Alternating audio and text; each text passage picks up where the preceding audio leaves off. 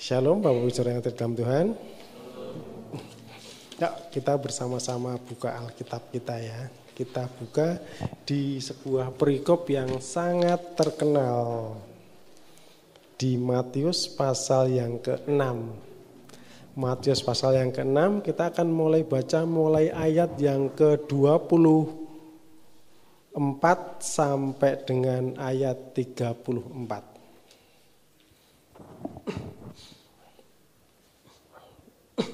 Matius 6 ayat 24 sampai 34. Tak seorang pun dapat mengabdi kepada dua tuan, karena jika demikian ia akan membenci yang seorang dan mengasihi yang lain, atau ia akan setia kepada yang seorang dan tidak mengindahkan yang lain. Kamu tidak dapat mengabdi kepada Allah dan kepada Mamon.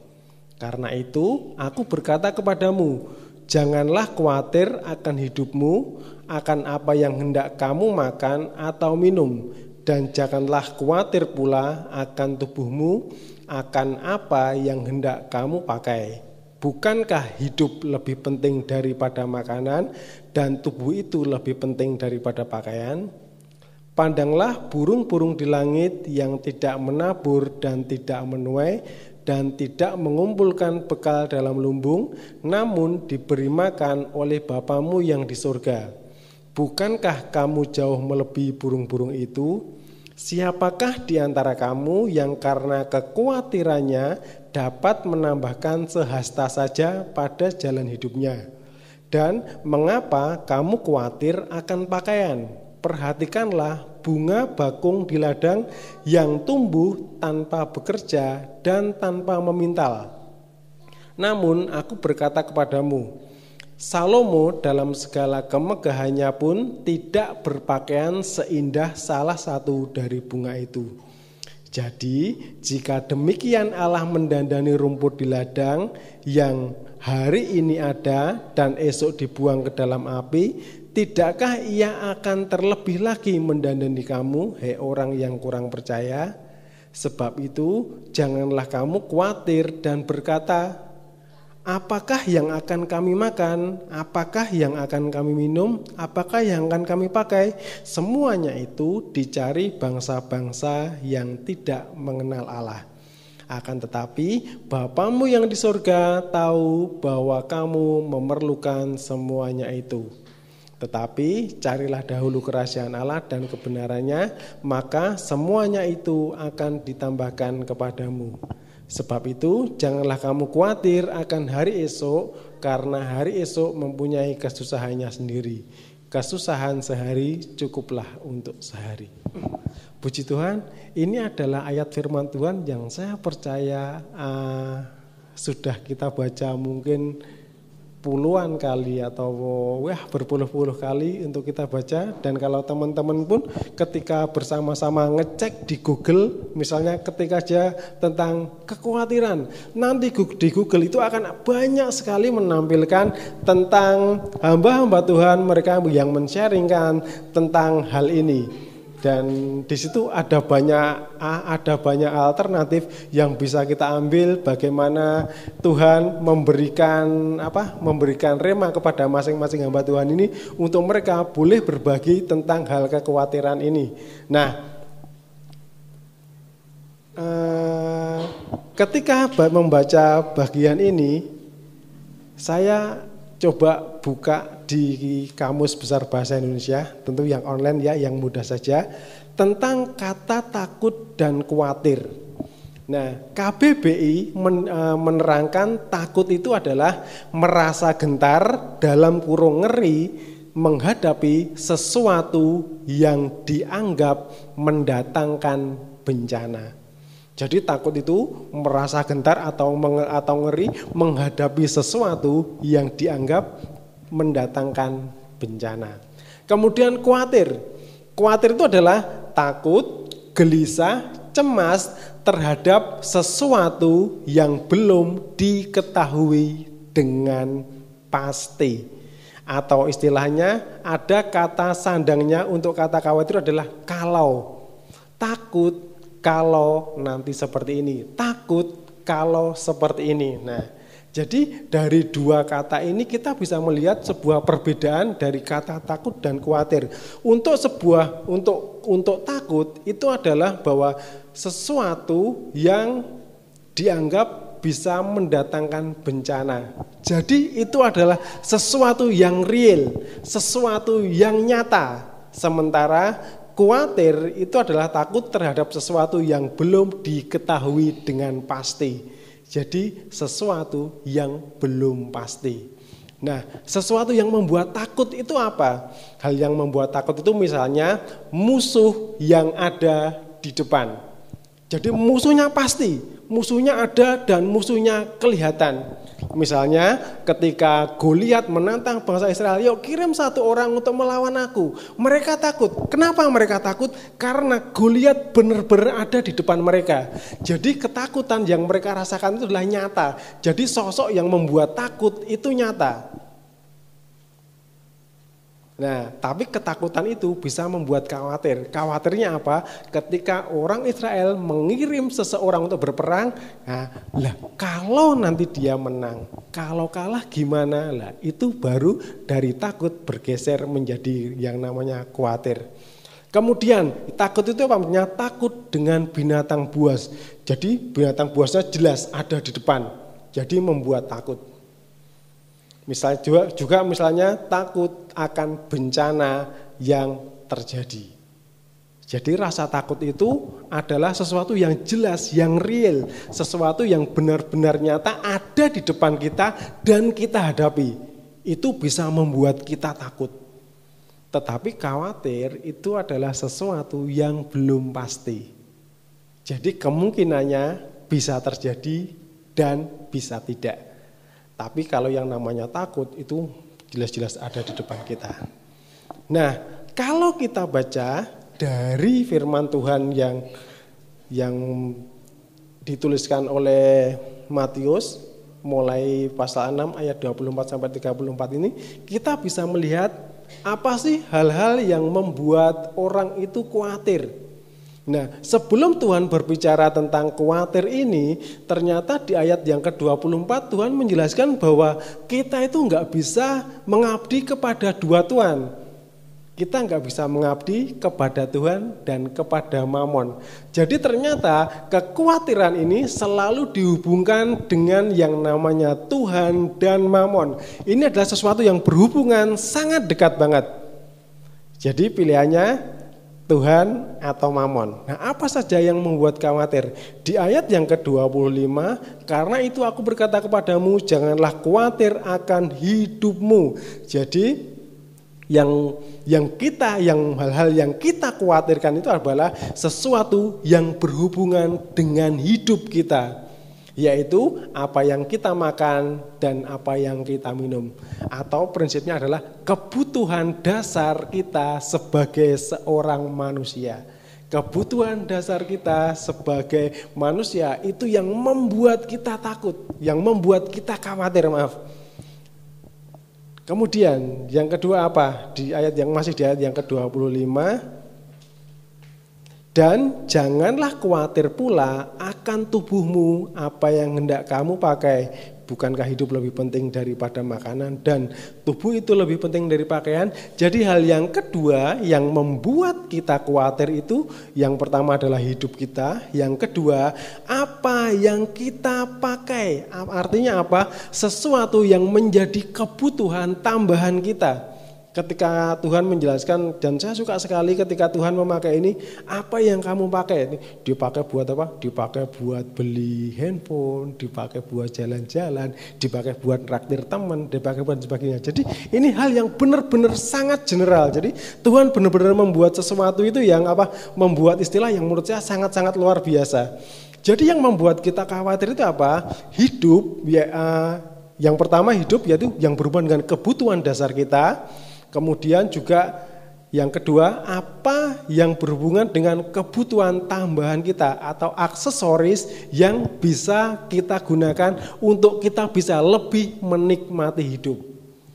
Intinya apa? Apa yang membuat kita khawatir yang di Tuhan katakan di sini? Hal yang membuat khawatir adalah kita khawatir Kalau nanti tidak ada berkat yang akan kita nikmati dengan cukup, atau berkat yang kita nikmati dengan baik, apalagi berkat yang kita nikmati dengan melimpah. Jadi intinya apa? Ketika Tuhan membicarakan hal kekhawatiran di sini, ketika sebelumnya Tuhan mengatakan bahwa kita nggak bisa mengabdi pada Tuhan sama Mamon, Tuhan mau mengatakan bahwa yang membuat kita khawatir itu apa? Ketika kita itu tidak yakin bahwa akan ada berkat yang bisa kita nikmati secara cukup. Apalagi baik, apalagi berkelimpahan. Jadi itu yang membuat kita khawatir. Intinya kita akan khawatir ketika kita meragukan Tuhan. Nah, ketika kita khawatir tentang hal itu, luar biasanya lagi kita punya Tuhan yang luar biasa. Tuhan langsung menunjukkan sebuah fakta. Yang ditunjukkan sebuah fakta bukan perumpamaan, tapi benar-benar real. Faktanya itu apa? Kita bisa melihat di ayat 25 dan 26, Tuhan menjelaskan supaya apa? Yuk kita lihat burung di udara dan bunga bakung di ladang. Ini bukan perumpamaan, tapi benar-benar sesuatu yang bisa mereka lihat dengan jelas. Bahwa kenyataannya apa? Bahwa burung itu dipelihara oleh Tuhan. Bunga bakung itu didandani oleh Tuhan. Itu sebuah fakta, itu sebuah realita yang bisa dilihat, yang bisa disaksikan dari kapanpun sampai kapanpun. Jadi artinya apa? Tuhan Yesus mau mengajarkan kepada kita bahwa oke, kamu boleh khawatir, kamu nggak akan menikmati berkat Tuhan. Tapi fakta yang ada itu apa? Bahwa Tuhan itu menyertai anak-anaknya. Di ayat yang ke-36. Saya salah tulis ya. Oke, yang pasti Tuhan menyertai kita. Kemudian yang kedua, Tuhan memperhatikan. Dan yang ketiga, Tuhan menyediakan, memberikan, dan mencukupi. Itu fakta yang Tuhan katakan dari perumpamaan, bukan perumpamaan ya, dari burung dan juga dari bunga yang ada di padang. Tuhan mau menunjukkan, kamu silahkan khawatir ya. Yuk kita lihat faktanya. Sekarang kita lihat fakta yang pertama, kita lihat burung dan kita lihat bunga yang ada di sana. Di sana dinyatakan bahwa Tuhan itu benar-benar menyertai, Tuhan memperhatikan, bahkan Tuhan menyediakan, memberikan berkat dan mencukupi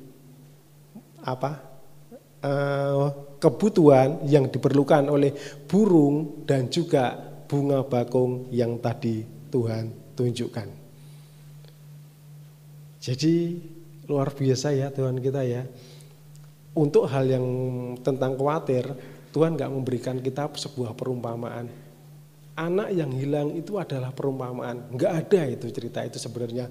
Realitasnya gak ada. Tetapi burung yang dipelihara oleh Tuhan, bunga bakung yang didandani oleh Tuhan, itu nyata, itu real. Jadi penyertaan Tuhan itu adalah nyata, perhatian Tuhan terhadap umatnya itu nyata, dan penyediaan Tuhan, pemberian Tuhan, dan pencukupan yang Tuhan berikan itu adalah sesuatu yang real. Nah sekarang supaya gak khawatir gimana? Ayat yang sangat terkenal sekali ya. Matius 6 ayat 33. Ayo bareng-bareng ya, enggak usah lihat Alkitabnya ya. 1, 2, 3. Tetapi carilah dahulu kerajaan Allah dan kebenarannya, maka semuanya itu akan diberikan. Nah, Tuhan memberikan kepada kita sebuah petunjuk supaya kita tidak khawatir. Itu apa? Tetapi carilah dahulu kerajaan Allah dan kebenarannya, maka apa yang kamu makan, apa yang kamu minum, dan apa yang kamu pakai akan ditambahkan kepadamu. Nah, mencari Tuhan dan kebenarannya itu bagaimana? Ada banyak sekali alternatif dari tafsiran ayat ini. Teman-teman boleh lihat di Google. tersedia banyak sekali alternatif penafsiran. Tapi dari sekian banyak penafsiran, saya paling setuju dengan apa yang pernah disampaikan oleh Om Kris sekian minggu yang lalu.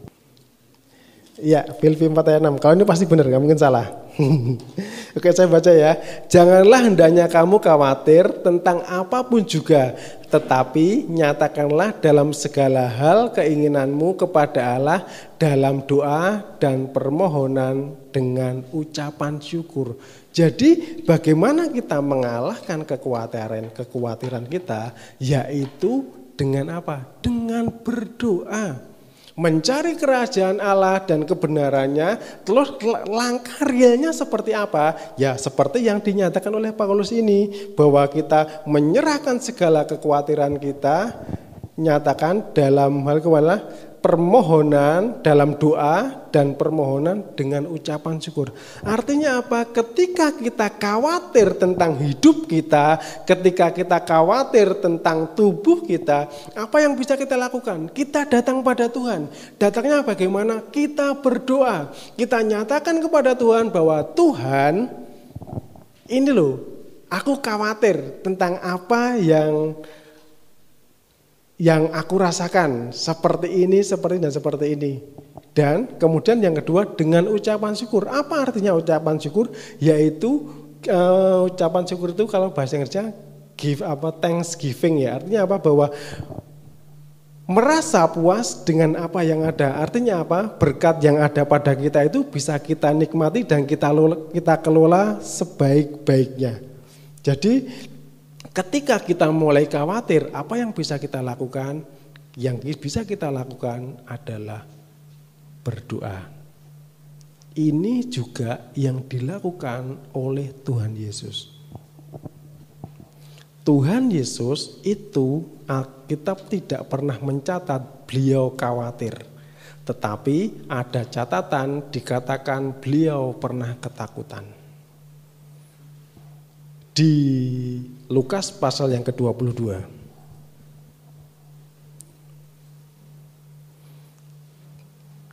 Saya akan baca mulai ayat 41.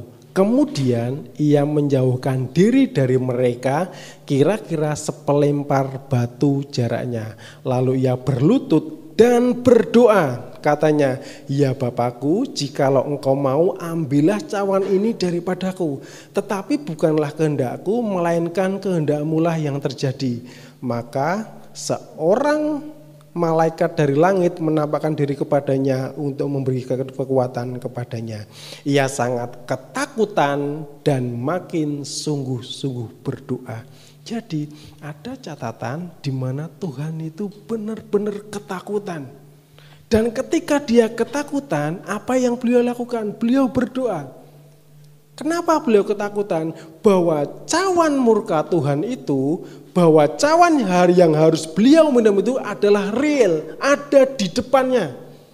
Tuhan tahu bahwa ada cawan yang harus dia minum, dan cawan itu adalah sangat-sangat berat dan sangat-sangat memberikan penderitaan yang luar biasa bagi beliau, sehingga beliau benar-benar ketakutan. Dan apa yang beliau lakukan? Beliau berdoa. Dan beliau berdoanya enggak sendirian, dia ngajak teman. Petrus, Yohanes sama Yakobus diajak sama Tuhan. Yuk kamu ikut aku ya. Apakah Tuhan mengatakan pada mereka, aku lagi takut, aku butuh dukungan? Enggak, tapi Tuhan pokoknya yuk ikut aku doa ya. Dan ini menurut saya bisa menjadi teladan buat kita. Ketika kita takut, ketika kita khawatir, apa yang bisa kita lakukan? Ya kita doa. Kita datang, kita ajak teman-teman untuk berdoa. Kalau kita nggak punya teman, ya datang di acara doa malam. Kenapa? Ketika kita takut, ketika kita khawatir, ketika kita ngumpul dengan teman-teman kita, di situ ada kekuatan yang Tuhan berikan. Kekhawatiran bisa dikalahkan dengan doa dan ucapan syukur. Ketakutan bisa dikalahkan dengan doa yang dilakukan bersama-sama. Kenapa? Karena ketakutan itu, seseorang yang merasa takut, ketakutan itu akan bisa berkurang ketika ada pribadi yang mendukung dia atau menemani dia. Apa yang dilakukan Bapa ketika Yesus merasa takut? Ayat 43 di Lukas pasal yang ke-22, maka seorang malaikat dari langit menampakkan diri kepadanya untuk memberikan kekuatan kepadanya. Jadi orang yang kita ajak berdoa, ketika kita bersama-sama, ketakutan itu bisa berkurang, bahkan bisa hilang. Dengan kita menyadari Tuhan menyertai kita, mestinya ketakutan itu hilang. Ketika murid-murid mereka di tengah danau ada angin yang besar, ada Tuhan di situ. Tuhan nyata di sana. Yang Tuhan katakan apa? Kenapa kamu tidak percaya? Ada Tuhan yang menyertai mereka. Musa ketika dia mau memimpin bangsa Israel, satu yang dia katakan, jika engkau sendiri tidak menyertai kami, jangan suruh kami pergi dari sini. Artinya apa? Penyertaan Tuhan yang nyata itu membuat Musa berani. Sebelumnya Musa tidak punya cukup keberanian untuk melangkah, sehingga dia berkata sama Tuhan, Tuhan kalau engkau sendiri tidak menuntun kami, jangan minta kami pergi dari sini. Ketika Tuhan memberikan jaminan, yuk aku pergi dengan kamu. Kasih tiang awan sama tiang api, Musa pergi. Karena Musa yakin, oh ya ada Tuhan di depan saya, ada Tuhan di belakang saya. Kenapa saya enggak pergi? Saya pasti aman. Jadi itu ya, apa yang membuat kita khawatir? Yang membuat kita khawatir itu adalah ketika kita tidak yakin akan ada berkat yang akan Tuhan cukupkan untuk kebutuhan dasar kita maupun kebutuhan kita yang lain. Dan ketika kita khawatir, apa yang perlu kita lakukan? Kita datang doa. Ajak teman, supaya apa? Supaya kita bisa dikuatkan dengan yang lain.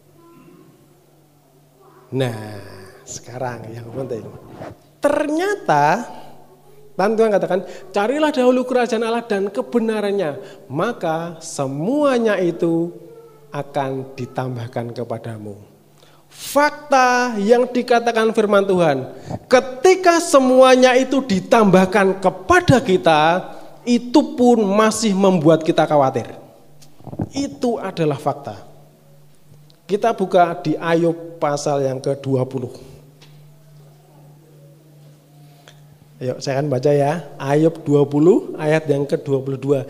Dalam kemewahannya yang berlimpah-limpah, ia penuh khawatir. Jadi ternyata ketika berkat Tuhan yang melimpah dalam hidup kita, baik yang berhubungan dengan kebutuhan dasar kita maupun kebutuhan kita yang lain, bahkan dikatakan bahwa dalam kemewahan itu sudah luar biasa ya, yang berlimpah-limpah, wah itu ngeri lagi. Kemewahan yang berlimpah-limpah, ia penuh khawatir. Jadi ternyata Tuhan mau memperlihatkan fakta kepada kita bahwa kita itu nggak perlu khawatir tentang hidup dan juga tentang tubuh kita. Kenapa? Karena Tuhan itu menyertai, mencukupi, dan memperhatikan kita. Tapi kalau kita tetap khawatir, ya nggak apa-apa. Yuk datang pada Tuhan, berdoa, nanti Tuhan beri kekuatan untuk kita nggak khawatir lagi. Tapi Tuhan juga mau mengingatkan kita, bahkan ketika hal yang tadi kita khawatirkan, hidup kita maupun tubuh kita, semuanya itu dipenuhi, bahkan berlimpah-limpah dengan berkat Tuhan, kita pun masih bisa khawatir. Jadi terus gimana?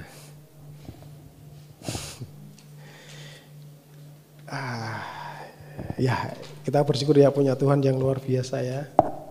Ternyata ada banyak hal yang Tuhan ungkapkan bahwa ya Tuhan minta kita nggak khawatir ketika semuanya akan ditambahkan. Tapi ketika semuanya ditambahkan pun ternyata kita masih khawatir juga. Terus gimana? Nah, saya boleh belajar dari hal ini, ternyata yang mau Tuhan katakan di sini ternyata bukan semata-mata tentang kekhawatiran.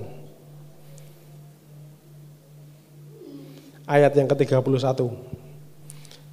Sebab itu janganlah kamu khawatir dan berkata, apakah yang akan kami makan?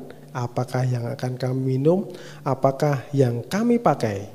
Semuanya itu dicari bangsa-bangsa yang tidak mengenal Allah. Akan tetapi Bapamu yang di surga tahu. Jadi ternyata yang menjadi perhatian Tuhan itu bukan tentang kekhawatirannya, bukan tentang berkatnya, tetapi adalah pengenalan akan Tuhan. Apa yang dimakan, apa yang diminum, apa yang dipakai, semua orang mencari itu. Tetapi Tuhan berikan perhatian bahwa bangsa-bangsa, semua itu dicari bangsa-bangsa yang tidak mengenal Allah. Akan tetapi Bapamu yang di surga tahu bahwa kamu memerlukan semuanya itu. Jadi ketika kita khawatir, ketika kita cemas akan sesuatu yang berhubungan dengan hidup kita dan apa yang kita pakai, barangkali kita harus cek. Mungkin kita belum cukup mengenal Tuhan kita. Dan Tuhan pengen supaya kita lebih mengenal Tuhan kita. Artinya apa? Ketika kita dihadapkan situasi, sebuah kenyataan di mana tidak ada yang kita makan, tidak ada yang kita minum, tidak ada yang kita pakai, itu adalah kesempatan buat kita mengenal siapa Tuhan kita. Amin. Gitu ya. Ketika diberikan berkat yang melimpah, semuanya dalam hal yang luar biasa, itu pun juga kesempatan buat kita untuk apa? Untuk mengenal Tuhan kita.